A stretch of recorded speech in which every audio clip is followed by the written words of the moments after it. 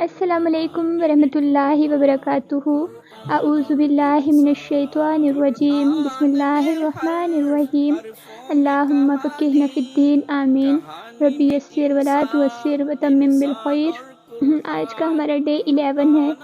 دیکھیے پہلا عشرہ جس کو 10 دن پہ مشتمل تھا الحمدللہ گزر چکا۔ کتنی ریپڈلی گزر گیا، کتنی جلدی سے، اور پتہ بھی نہیں چلا۔ باقی کے ہمارے تقریباً 20 دن بچے ہیں، ہم نے ان کو بہت زیادہ یوٹیلائز کرنا ہے، بہت زیادہ پروڈکٹیو بنانا ہے۔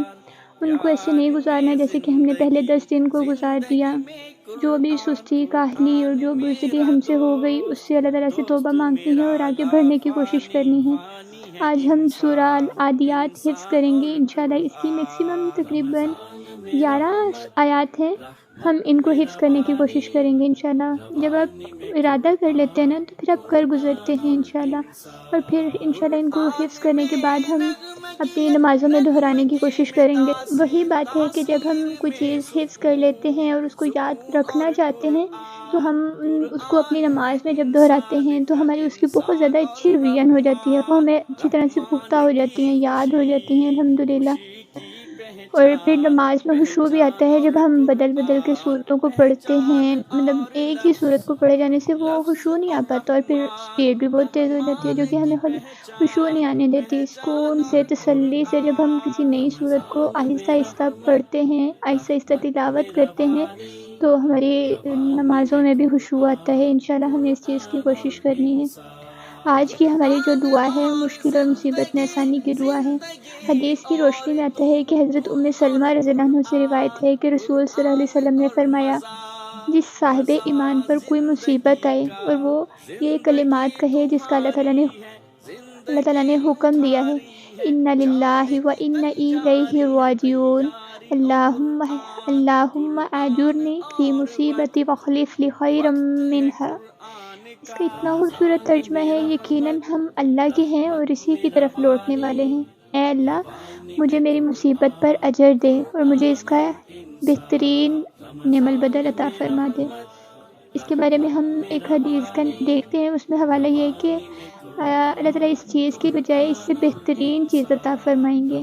سلمہ رضی اللہ عنہ فرماتی ہیں کہ جب میرے پہلے شوہر ابو سلمہ رضی اللہ عنہ کا انتقال ہو گیا تو میں نے اپنے دل میں سوچا کہ میرے شوہر مرحوم ابو سلمہ رضی اللہ عنہ اتنے اچھے تھے، اب ان سے اچھا اور کون ہو سکتا ہے۔ وہ سب سے پہلے مسلمان تھے جنہوں نے گھر بار کے ساتھ رسول کریم صلی اللہ علیہ وسلم کی طرف ہجرت کی تھی، لیکن رسول صلی اللہ علیہ وسلم کی تعلیم کے مطابق میں نے ان کی وفات کے بعد یہی دعا پڑھتی رہی، تو اللہ تعالیٰ نے ابو سلمہ رضی اللہ عنہ کی جگہ رسول صلی اللہ علیہ وسلم کو میرے نصیب میں لکھ دیا الحمدللہ۔ یہ صحیح مسلم کی روایت ہے۔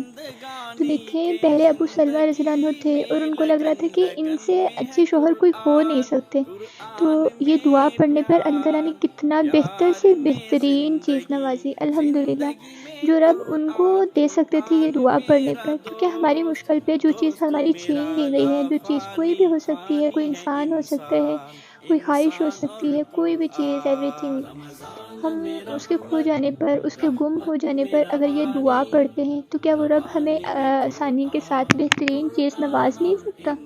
آج ہم نے تمام اسٹوڈنٹس کے لیے دعا کرنی ہے کہ اللہ تعالیٰ جن کے ایگزامس ہو رہے ہیں، بیچارے رمضان میں روزے کے ساتھ پریپریشنس کر رہے ہیں، تیاریاں کر رہے ہیں، اللہ تعالیٰ ان کو دنیا اور آخرت کی تمام کامیابیاں نصیب فرمائیں، آمین۔ ہمارا آج کا ذکر ہے، اس ذکر کو ہم نے کثرت سے پڑھنا ہے، کثرت سے دہرانا ہے، دعا میں مانگنا ہے۔ حسبنا اللہ و نعم الوکیل، نعم المولا و نعم النصیر۔ اللہ تعالیٰ ہم کو کافی ہے، اور کیا اچھا کارساز ہے، وہ کیا ہی بہترین کارساز ہے اور کتنا بہترین مددگار ہے۔ تو آپ وہ سوچیں، جس انسان کا مددگار اللہ تعالیٰ ہو جائیں، اس سے بہترین کس کا ساتھ ہوگا، اس سے بڑھ کر ہمیں کس کی مدد کی ضرورت ہوگی؟ نہیں، کسی کی بھی نہیں نا۔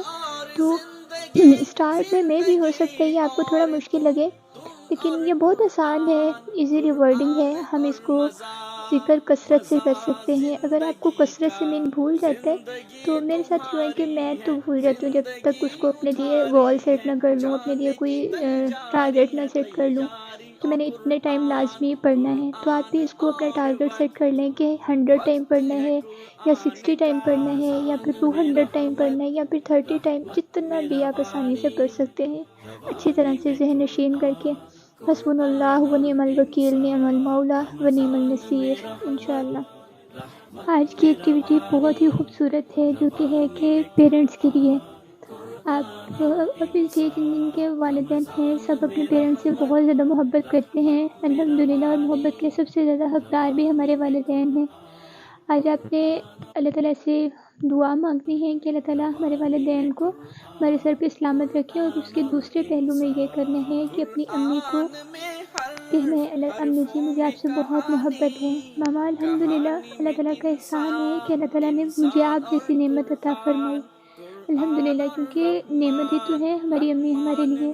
جب ہم بھوکے ہوتے ہیں تو کسی کو فکر نہیں ہوتی کہ کب کھانا کھانا ہے اور کب کسی کو کوئی چیز پرووائڈ کرنی ہے، یہ فکر صرف ماں کو ہوتی ہے اور کسی کو نہیں۔